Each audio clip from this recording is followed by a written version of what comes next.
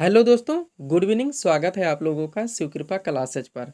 मैं महेश कुमार वर्मा आप सबका स्वागत करता हूं। दोस्तों, वीडियो हमारा यूपी ट्रिपल एसी वीडियो री एग्जाम का टेस्ट सीरीज नंबर 7 है, जिसमें हम लोग भूगोल विषय के महत्वपूर्ण प्रश्नों को टेस्ट सीरीज के जरिए सॉल्व करेंगे और देखेंगे कि यहाँ से हमारे कितने क्वेश्चन सही हो रहे हैं। दोस्तों, अगर क्वेश्चन कम सही होते हैं तो आप लोग टेस्ट सीरीज का पुनः रिविजन करें, ताकि होने वाली यूपी ट्रिपल एसी वीडियो री एग्जाम के लिए आप लोग पूर्ण रूप से प्रिपेयर रहें। एक बात और दोस्तों, आप लोगों का वीडियो री एग्जाम का परीक्षा 11 दिसंबर को नहीं हो रहा है। यूपी ट्रिपल एसी यानी आयोग के द्वारा या आपके कैलेंडर में ऐसा कुछ मेंशन नहीं किया गया है। तो दोस्तों, आप लोग इसके चक्कर में न पड़े और ना ही फेक वीडियो बनाने का कोई मतलब है कि आप लोगों का एग्ज़ाम 11 दिसंबर को हो रहा है। दोस्तों, अगर आप लोग हमारे स्टडी चैनल शिव कृपा क्लासेस के सब्सक्राइबर हैं तो आप लोगों को यूपी ट्रिपल एसी द्वारा जैसे ही कोई सूचना मिलेगी, नया अपडेट आएगा, हमारे द्वारा आप लोगों को सूचित कर दिया जाएगा। तो चलते हैं दोस्तों, हम लोग इसे सॉल्व करने को शुरू करते हैं। दोस्तों, हमारा पहला क्वेश्चन है, कर्क रेखा किस राज्य से होकर नहीं गुजरती है? कर्क रेखा किस राज्य से होकर नहीं गुजरती है? दोस्तों, यहाँ नहीं दिया गया है। मैं बार बार आप लोगों से बोलता हूँ, आप लोग क्वेश्चन को पूरा पढ़ने की कोशिश कीजिए। लास्ट में नहीं दिया था है कि नहीं बताने हैं या हाँ बताने हैं, यानी सत्य बताने या सत्य बताने, ये हाईलाइट नहीं किया था क्वेश्चन में। और जब हम क्वेश्चंस को पूरा नहीं पढ़ते, अपने आंसर कर देते हैं तुरंत ही जल्दबाजी में, तो पता चलता है लास्ट में कि हमारे आंसर गलत हो गए। तो दोस्तों, हमें यहाँ नहीं बताना है। तो सबसे पहले हम लोग चर्चा कर लेते हैं कि कौन कौन से राज्यों से होकर कर्क रेखा गुजरती है, ताकि यहीं पे क्वेश्चन पूरा खत्म हो जाए। कैसे भी घुमा के पूछा जाए, आप लोग को याद रहे। तो दोस्तों, कर्क रेखा भारत के 8 राज्यों से होकर गुजरती है और ये 23.5 नॉर्थ यानी नॉर्थ डिग्री पे स्थित है। कर्क रेखा 23.5 डिग्री नॉर्थ स्थित है। भारत को लगभग 2 बराबर भागों में बांटती है। एक अक्षांशीय रेखा है जो भारत को पूर्व व पश्चिम में बांटती है। इतना आप ध्यान दीजिएगा। अब राज्य कौन कौन पढ़ते हैं, तो हम लोग पूरब से शुरू करते हैं। सॉरी दोस्तों, हम लोग पश्चिम से शुरू करेंगे क्योंकि कर्क रेखा उधरी से है।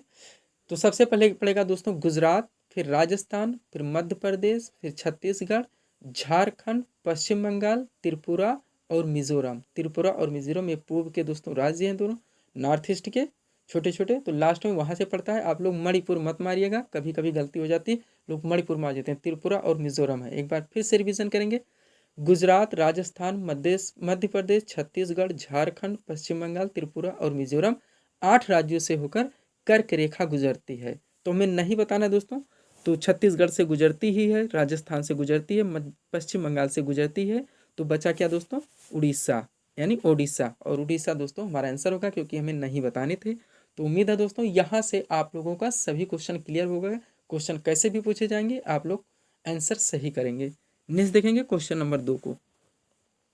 यहाँ पे दोस्तों एक बार रिवीजन कर लेते हैं। यहाँ पर गुजरात वो 8 राज्य दोस्तों जहाँ से कर्क रेखा यानी 23.5 डिग्री नॉर्थ गुजरती है। गुजरात, राजस्थान, मध्य प्रदेश, छत्तीसगढ़, झारखंड, पश्चिम बंगाल, त्रिपुरा और मिजोरम। अब चलते हैं दोस्तों क्वेश्चन नंबर 2 पे।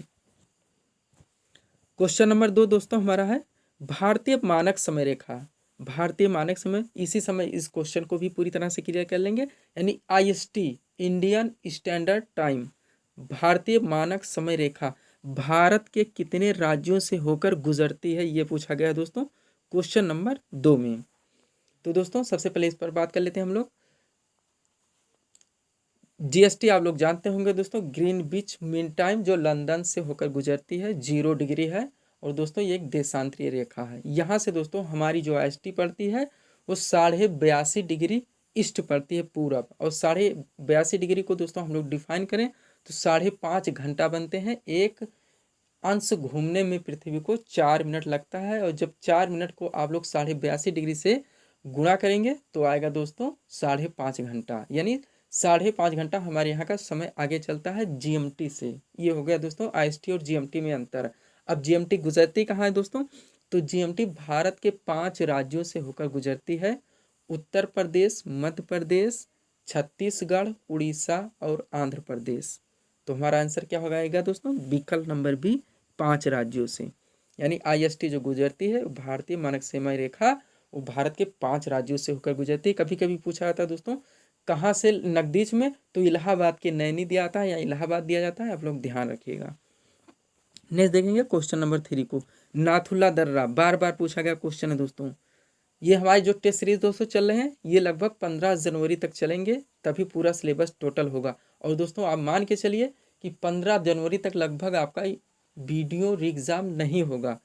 उम्मीद कर सकते हैं दोस्तों, ऐसा हम लोग कर सकते हैं कि हो सकता है अगर जल्दी हो तो जो पेट 2022 का रिजल्ट आएगा उसके पहले कराया जा सकता है। 11 दिसंबर को नहीं हो रहा है, क्योंकि दोस्तों पेट 2022 से भी वीडियो की वैकेंसी लगी हुई है, जो यूपी ट्रिपल एससी यानी आयोग की प्राथमिकता में है, और ये एक अच्छी खासी वैकेंसी है, जिसमें भी दोस्तों इंटर कोई भी ग्रुप के हो फॉर्म अप्लाई कर सकते हैं।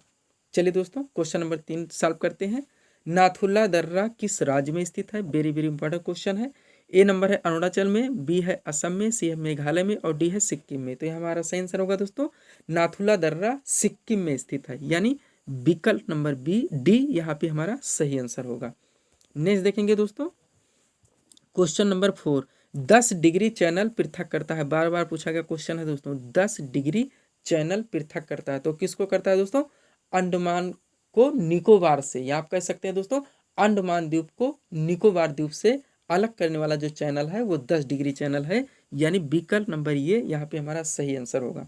नेक्स्ट देखें दोस्तों क्वेश्चन नंबर 5, बैरन द्वीप अवस्थित है। बैरन द्वीप अवस्थित है पूछा गया है दोस्तों क्वेश्चन नंबर 5 में। तो दोस्तों बैरन द्वीप कहाँ स्थित है? ये नंबर बंगाल की खाड़ी में, बी है अरब सागर में, सी है भूमध्य सागर में और डी है दोस्तों चीन सागर में।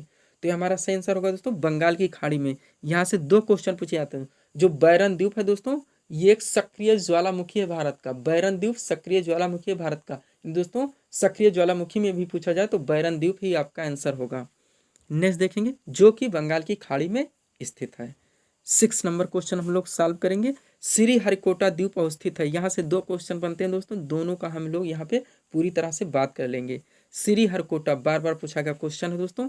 ये है चिल्का झील के समीप, बी है महानदी के मुहाने पर, सी है पुलिकट झील के समीप और डी नंबर है दोस्तों गोदावरी के मुहाने के समीप। तो हमारा सही आंसर होगा दोस्तों यहाँ पे पुलिकट झील के समीप, यानी विकल्प नंबर सी। थोड़ा इसके बारे में बात सुनिएगा दोस्तों। श्री हरिकोटा द्वीप जो है ये आंध्र प्रदेश में पड़ता है। सबसे पहले तो ये आंध्र प्रदेश में पड़ता है, जो कि पुलिकट झील के समीप स्थित है, यानी आंध्र प्रदेश में पुलिकट झील के समीप स्थित है श्री हरिकोटा द्वीप। और दोस्तों आप लोग जानते हैं भारत का दोस्तों एक अनुसंधान है, यहाँ से अनुसंधान किए जाते हैं।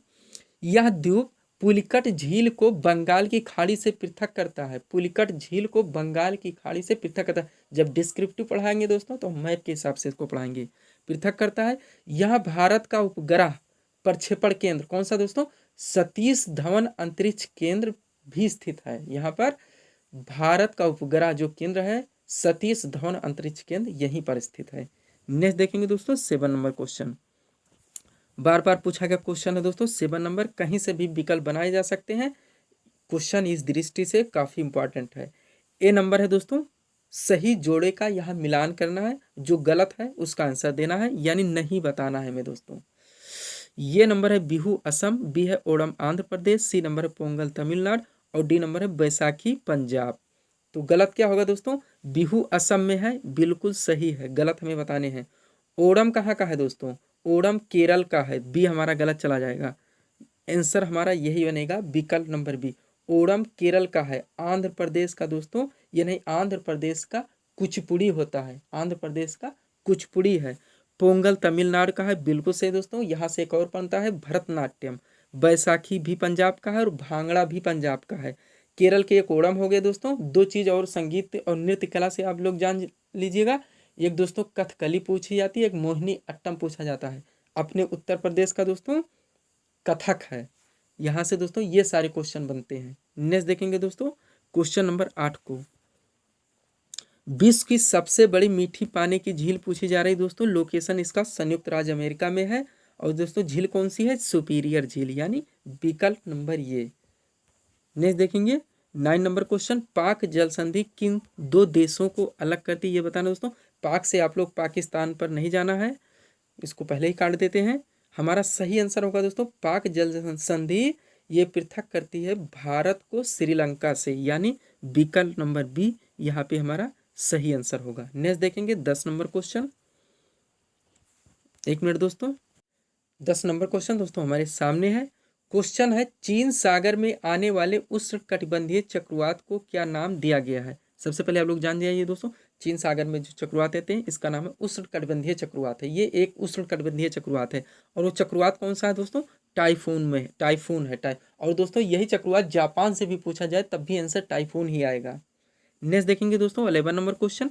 सब्सक्राइब करें दोस्तों आप हमारे चैनल शिव कृपा क्लासेस को इसी तरह के वीडियोस के लिए। क्वेश्चन नंबर 11 है दोस्तों, मानचित्र में समुद्र तल से समान ऊंचाई के स्थानों को मिलाने वाली रेखाओं को क्या कहते हैं। ए नंबर है आइसोहाइट रेखाएं, बी है आइसोबार रेखाएं, सी है आइसोथर्म रेखाएं और डी नंबर है दोस्तों कंटूर रेखाएं। तो हमारा सही आंसर होगा दोस्तों आइसोहाइट रेखाएं। मानचित्र में समुद्र तल से समान ऊंचाई वाले स्थानों को मिलाने वाली जो रेखाएं हैं उन्हें आइसोहाइट रेखाएं के नाम से जाना जाता है। इन्हें देखेंगे दोस्तों क्वेश्चन नंबर 12। विश्व में प्राकृतिक रबड़, दो क्वेश्चन पूछे आते हैं दोस्तों, ये प्राकृतिक रबड़ और ये कृत्रिम रबड़। तो विश्व में प्राकृतिक रबड़ का सबसे बड़ा उत्पादक पूछा जाए दोस्तों तो हमारा आंसर होगा इंडोनेशिया, जो कि प्राकृतिक रबड़ का विश्व में सबसे बड़ा उत्पादक देश है। यही कृत्रिम रबड़ पूछा जाए दोस्तों तो आपका आंसर संयुक्त राज्य अमेरिका होगा, संयुक्त राज्य अमेरिका। नेक्स्ट देखेंगे क्वेश्चन नंबर 13, मिलाने वाला क्वेश्चन दोस्तों। पहले क्वेश्चन को हम पूरा सामने कर लेते हैं। एक तरफ शहरों के नाम दिए गए, दूसरे तरफ दोस्तों उनसे संबंधित जो उपनगरी नाम से जानी जाती है या वहाँ जो मेन चीज प्रोडक्शन होता है उस नाम से, जैसे हम लोग पढ़ते हैं उत्तर भारत का मैनचेस्टर तब कानपुर लगाते हैं, ठीक ऐसे ही दोस्तों उपनाम से जाने वाले शहर हैं, जाने जाने वाले। चलिए इसको हम लोग मिलाने की कोशिश करते हैं। क्वेश्चन नंबर 13 है दोस्तों। एक तरफ दिया गया दोस्तों पिट्सबर्ग, शिकागो, डेट्रॉयट, न्यूयॉर्क और दूसरी तरफ है दोस्तों बंदरगाहों के नाम। एक बंदरगाह, मोटर गाड़ी, लो इस्पात और दोस्तों कृषि मशीनरी। तो सबसे पहले दोस्तों पिट्सबर्ग से क्या आएगा, पिट्सबर्ग में क्या है दोस्तों मेन इंपॉर्टेंट, तो पिट्सबर्ग जाना जाता है दोस्तों लौह इस्पात संयंत्र के नाम से, लौह इस्पात संयंत्र के नाम से, यानी ये का हमारा 3 होगा। अब ये का 3 हम लोग तुरंत विकल्प में चलेंगे दोस्तों। ऐसे क्वेश्चंस जैसे ही एक कोट मिले, कोई भी मिले ABCD, आप तुरंत डरिए मत, तुरंत विकल्प में भागिए। क्वेश्चन बड़े नहीं होते, बहुत ही ईजी होते हैं।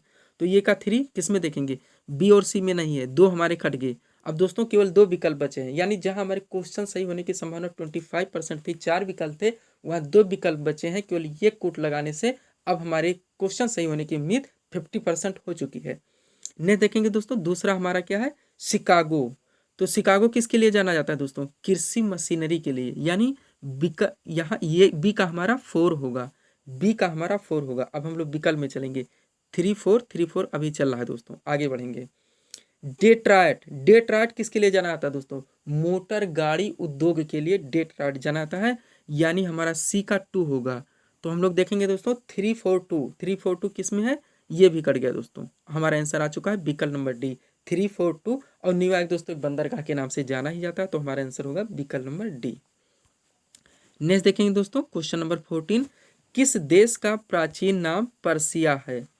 तो हमारा आंसर क्या होगा दोस्तों, पर्सिया किसका प्राचीन नाम था, ईरान का। किसका दोस्तों, ईरान का, यानी विकल्प नंबर बी यहाँ पे हमारा सही होगा। मेसोपोटामिया, ध्यान दीजिएगा दोस्तों, इराक का प्राचीन नाम है और पर्सिया ईरान का प्राचीन नाम है। नेक्स्ट देखेंगे क्वेश्चन नंबर 15, प्रेरी घास का मैदान। दोस्तों प्रेरी घास का मैदान विश्व भर में विख्यात घास का मैदान है और गेहूं उत्पादन के लिए विश्व में अग्रणी मैदानों में से एक है, और ये दोस्तों संयुक्त राज्य अमेरिका में स्थित है, यानी विकल्प नंबर ये यहाँ पे हमारा सही आंसर होगा। नेक्स्ट देखेंगे दोस्तों 16 नंबर क्वेश्चन, तकला मकान मरुस्थल पूछा जा रहा है दोस्तों, बार बार पूछा गया क्वेश्चन है। ये नंबर है रूस में, बी है ईरान में, सी ऑस्ट्रेलिया में, डी चीन में। तो हमारा सही आंसर होगा दोस्तों तकला मकान मरुस्थल चीन में स्थित है, क्योंकि दोस्तों इसका अधिकांश भाग चीन में ही है, इसलिए आंसर इसका चीन ही आता है।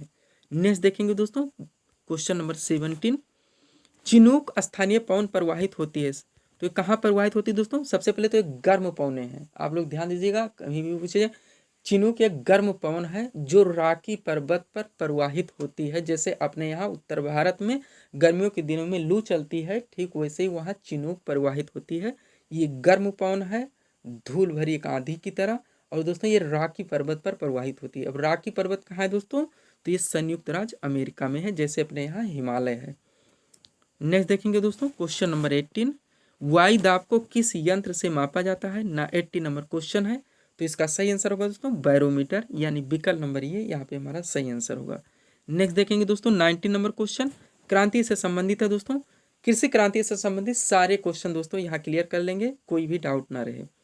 एक तरफ आपकी कृषि क्रांति दिए गए, दूसरी तरफ उनसे संबंधित दोस्तों प्रोडक्ट के नाम दिए गए कि कौन सी क्रांति में किस प्रोडक्ट का दोस्तों प्रोडक्शन हुआ, यानी कौन से खाद्यान्न का उत्पादन हुआ।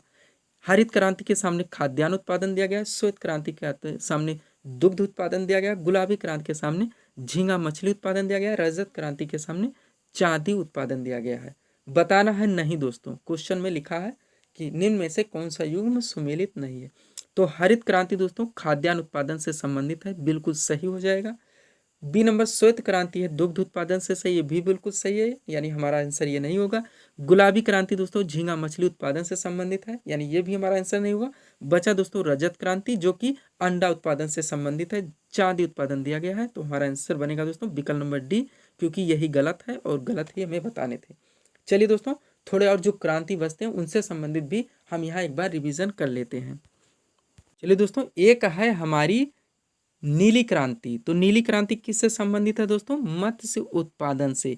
नीली क्रांति यानी ब्लू रिवोल्यूशन संबंधित है मत्स्य उत्पादन से। उसके बाद दोस्तों गुलाबी क्रांति हमारा हो ही गया है, श्वेत क्रांति हो गया है, हरित क्रांति हो गया है, भूरी क्रांति बचता है दोस्तों।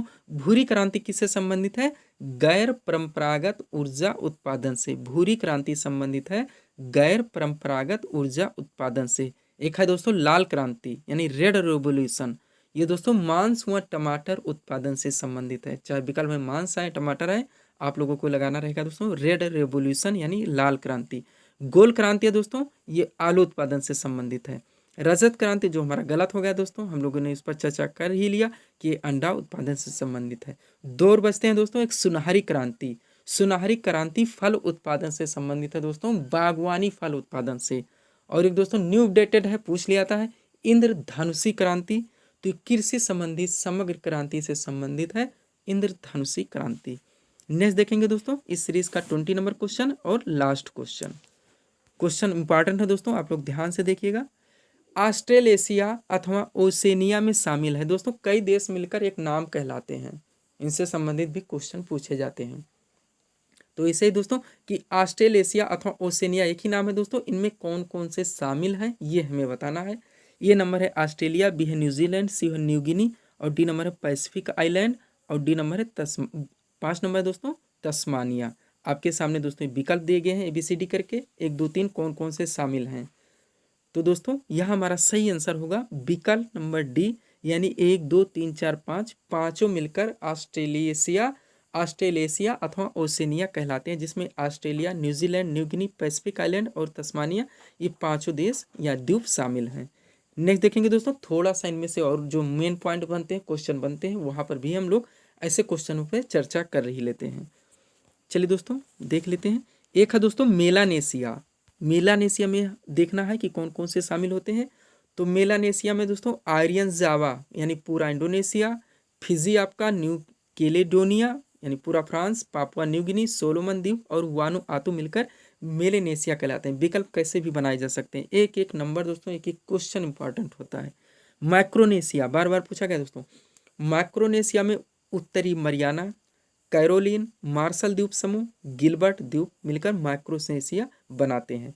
पोलिनेशिया, पोलिनेशिया में दोस्तों हवाई, समोआ, टोंगा, टुवालू, पूर्वी किरिबारी और कुक मिलकर पोलिनेशिया बनाते हैं। दो रहो दोस्तों स्कैंडिनेविया देश और नार्डिक देश। नार्डिक देश दोस्तों बार बार पूछा गया है, चलिए इसको भी देख लेते हैं हम लोग। स्कैंडिनेविया देश दोस्तों उत्तरी यूरोप के नॉर्वे, स्वीडन तथा डेनमार्क मिलकर, उत्तरी यूरोप के नॉर्वे, स्वीडन तथा डेनमार्क मिलकर स्कैंडिनेविया देश कहलाते हैं। एक है दोस्तों नार्डिक देश, नॉर्वे, स्वीडन, डेनमार्क, आइसलैंड और Finland. Norway, Sweden, Denmark, Iceland और फिनलैंड ये यूरोप के देश हैं दोस्तों, ये सारे मिलकर नार्डिक देश कहलाते हैं। तो इस तरह से दोस्तों हम लोगों ने 20 महत्वपूर्ण भूगोल एवं विश्व के टॉपिक से यहाँ प्रश्नों को सॉल्व किए हैं। उम्मीद है दोस्तों आप सभी लोगों ने सॉल्व किया होगा और देखेंगे कि आपके कितने क्वेश्चन सही हो रहे हैं। दोस्तों आप एग्ज़ाम के डेट के चक्कर में अभी ना पड़ें, क्योंकि यूपी ट्रिपल एसी से ऐसा कुछ मेंशन अभी नहीं किया गया है। जैसे ही दोस्तों कोई नई अपडेट आएगी हम आप लोगों को सूचित करेंगे। तो दोस्तों अगर हमारा वीडियो आप लोगों को पसंद आया हो तो हमारे चैनल शिव कृपा क्लासेस को सब्सक्राइब करें व चैनल को शेयर व लाइक ज़रूर करें। तो मिलते हैं दोस्तों हम अपने अगले टेस्ट सीरीज़ के साथ। Thanks for watching.